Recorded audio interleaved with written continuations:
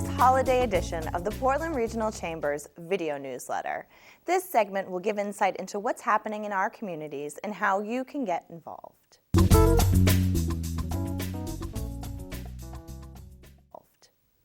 The Falmouth Cumberland Community Chamber is working closely with the Town of Falmouth's Economic Improvement Committee to strategize communication efforts about the 2014-2015 Route 1 improvements. Their next meeting will be on December 18th. The FCC will continue to provide updates to their members about the communication plan, as well as the construction timeline. Stay tuned to their Facebook page to hear about what's happening, and check out the Town of Falmouth's webpage for more information about the Route 1 project. Save the date for the Falmouth Cumberland Community Chamber's next Business After 5 on January 22nd with the Yarmouth Chamber of Commerce. This co-hosted event will be held from 5 to 7 at McVetti's Hearth and Home and will be co-hosted by Richetta's Brick Oven Ristorante. So there's bound to be some great people in attendance as well as delicious things to munch on. You can register now at portlandregion.com. Don't forget to like the Falmouth Cumberland Community Chamber's Facebook page. Their social network is growing every day, and the board is sharing great stories about successful businesses in Falmouth and Cumberland. Log into Facebook, search for Falmouth Cumberland Community Chamber, and join in the conversation today. As you may have heard at Eggs and Issues earlier this month or seen in the media recently, the topic of reopening lease negotiations between the Civic Center and the Pirates has been front and center for the Portland Community Chamber. The Portland Community Chamber President Bill Becker's opening remarks at Eggs and Issues. In those remarks, he urged attendees and community members to consider applying for the open seats on the Civic Center Trustees Board. There was an overwhelming response of nearly 60 applicants for the board seats, and interviews are currently being conducted to choose those new representatives. Overall, the Portland Community Chamber's goal is to get the facts about the dispute and to encourage the parties involved to find a resolution that's in the best interest of the business community and the local taxpayers. Should you have questions or concerns, please feel free to reach out to Bill Becker, President of the Portland Community Chamber of Commerce. On December 4th, 2013, Portland Development Corporation held their annual Business Awards presentation, which featured these great award winners. The 2013 Economic Development Achievement Award went to Charlie Poole, President of the Proprietors of Union Wharf and Custom Float Services. The 2013 Business of the Year Award went to Putney Inc., and the 2013 Small Business of the Year Award was awarded to the Public Market House. Each of these businesses has made an indelible impact on the city and its economy, and it's exciting to see them get the deserved recognition, Portland Mayor Michael Brennan said in a statement. Whether it's supporting the working waterfront and marine industry, the city's ever-growing food sector, or strengthening Portland's reputation as a great location for high-tech businesses, it's clear this city has a lot to be proud of. Cheers to all the winners. The South Portland Cape Elizabeth Community Chamber would like to say thank you to Cape Chiropractic and Acupuncture, who were the lead sponsors for the recent 45th annual Turkey Trot 5K. Nearly 900 runners braved the cold and windy temperatures to benefit wayside food programs. A huge thank you to all of their wonderful members who came out to support local nonprofits. South Portland Cape Elizabeth Chamber members, if your company is giving back to the community, please let us know, and we'll let all of our members know through this video newsletter. Hundreds of people came to South Portland's Mill Creek Park on Friday, December 6th to kick off the festive season, making Holiday Fest 2013 a spectacular event. In the park, people enjoyed the sounds of holiday carols performed by the South Portland High School and Middle School choirs, horse-drawn carriage rides by Millbrook Acres Farm, and refreshments donated by Legion Square Market and Shoppers Hardware. The big event took place at 6:15 as Megan Torgeson of WMTW News 8 initiated the countdown to the tree lighting, with the choir leading the charge with a holiday sing-along. Inside the hall, Santa's elves turned the council chambers into a holiday wonderland, with decorations, cookies, beverages donated by South Portland Cape Elizabeth Buy Local, and photos with Santa. More than 100 children, their families, and a few family pets came into Santa's workshop and visited with Santa for that coveted moment the children wait for all year long.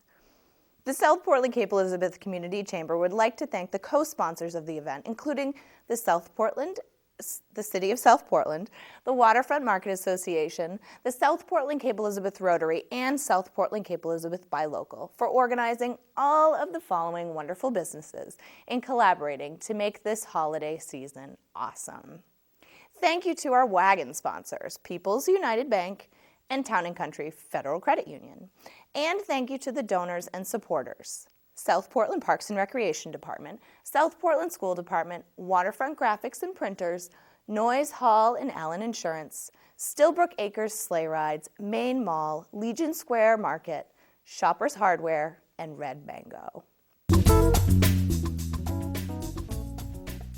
On January 10th and 11th, Westbrook will celebrate its annual Winter West Festival.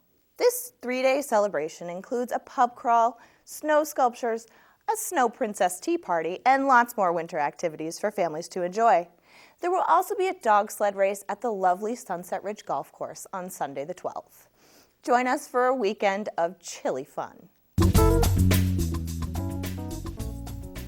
The Jim Dandies of Scarborough, a children's group using circus arts to promote physical activities, appeared at the December 6th First Friday Art Walk in Portland and served as the lead-in to a performance by the new Circus Conservatory of America. They had a great performance, and the crowd was wowed by their amazing skills. The SCC is pleased to welcome the Department of Motor Vehicles to Scarborough in November at the Gateway Shops by Cabela's. The STC will hold their next Business After 5 on January 9th at the Varney Agency. Join them from 5 to 7 p.m. for delicious hors d'oeuvres, networking, and of course, prizes. On December 3rd, PROPEL held an after-hours event at the Institute for Contemporary Studies at the Maine College of Art. CVC Catering provided delicious food for us, and we enjoyed touring the gallery, networking, and getting to know each other. Details for the next PROPEL After Hours will be on the web soon, so stay tuned to www.propelportland.org. On December 4th, PROPEL welcomed Andrew Hickok of Pica Energy to share lunch and talk with attendees about his entrepreneurial experience starting a business in Maine. Andrew shared with us many interesting facts about wind energy and how Pica Energy has become successful over the last years. The next Entreverge lunch will take place at the Portland Regional Chamber of Commerce offices on Congress Street on December 19th. And this lunch will feature Entreverge Award winners Urban Farm Fermentory. On December 10th, the Portland Regional Chamber of Commerce, the Maine State Chamber, the SBA, MEHAF, and Enroll 207 offered a free seminar to the public called The Affordable Care Act, What's in it for my small business? During this event, attendees heard from panelists from the SBA, Maine Community Health Options, Maine Health Access Foundation, and more. On December 11th, the Portland Regional Chamber of Commerce held the second session of Capitalizing on Connections. This session focused on the Portland Regional Chamber of Commerce staff members and how we're here working to help members get the most out of their benefits, from social media support to ribbon cuttings to advertising opportunities. We're working hard to be sure you get the most out of your membership in 2014. The next Portland Regional Chamber of Commerce Business After Hours will take place at the Doubletree Hilton on Thursday, December 19th, and will feature the local nonprofit, Make-A-Wish Maine. December marks the beginning of a new initiative created by Marcia Hart, Vice President of Membership and Marketing at the Portland Regional Chamber. The new group, the Executive Ambassadors Council, is a collection of stellar business leaders in our community who are experienced and active partners with the Portland Regional Chamber of Commerce. The members of the Executive Ambassadors Council are volunteers who serve as public relations representatives on the Chamber's behalf, while simultaneously optimizing themselves and their businesses. This group includes Ann Armstrong of Gorham Savings Bank, Bob Nadeau of Bangor Savings Bank, Chris Simoneau of CM Simoneau Construction and Real Estate, Steve Tall of Acadia Trust, and Ed Palmer of the Portland Marriott Sable Oaks. Stay tuned to portlandregion.com for more information about the Executive Ambassadors Council. Thank you all for joining us again today, and especially a happy holidays from the Portland Regional Chamber of Commerce. We'll see you in 2014. Ladies and gentlemen, welcome. My name's Chris Hall. I'm CEO of the Portland Regional Chamber, and this is our regular policy update. Today I want to talk to you a little bit about the Cumberland County Civic Center, the Portland Pirates, and the Portland Chamber. Everybody doesn't know this, but back when the building was first constructed, the Portland community helped to contribute money to have the Civic Center constructed. The Portland business community came together around the Chamber, and the Chamber worked with developers to help construct the building. As time went on, the relationship between the Chamber and the Civic Center grew and became stronger. When the Mariners left, city leaders helped to bring a new hockey team to town. The Portland Pirates were very successful for 18 years. And when renovations were needed to keep the Pirates in town, in 2010, once again, the Portland Chamber came together with Civic Center leaders to help promote a new borrowing package, $34 million, and Cumberland County voters approved that, and we looked forward to additional hockey games at the Civic Center. Unfortunately, it hasn't quite worked out that way. Now, the folks who run the Civic Center, the trustees, their job is to look out for the taxpayers and make sure that the Civic Center is used in the best possible way. And they take that job very seriously and work hard at it. The Pirates, of course, are a business, and their job is to make a profit, and that's been difficult. So when the lease negotiations came together earlier this year, both parties had objectives that maybe didn't fit perfectly together. As a result, there has not been an agreement. You've probably seen in the news that the Portland Chamber stepped in and tried to bring the sides together. We've had private conversations and some public ones.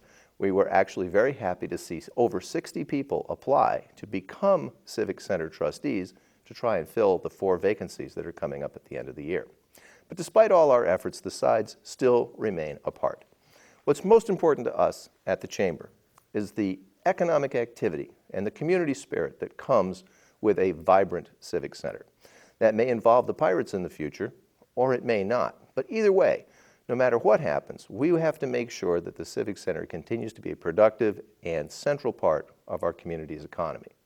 We think that $4 to $5 million a year in economic activity in bars and restaurants, hotels, and community activities all goes back to the community as a part of the Civic Center's activity. That economic activity, those $4 or $5 million, are the most important part of this conversation for us. Whether it's the Pirates or whether it's some other way of using the Civic Center, we want to work with the trustees, we want to work with the businesses in the area, and most particularly we want to work with the entire community to make sure that the Civic Center remains successful for years and years to come.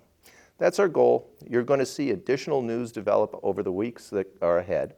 But no matter what happens, just rest assured that we'll be working to make sure that the economy is as strong, not just in the city of Portland, but throughout the entire region as possible. Finally, I want to wish everybody a happy holiday season. Thank you for your support of the Chamber, and if you have any questions, you can reach me at chall, H-A-L-L, @portlandregion.com. I look forward to hearing your comments. Thanks very much.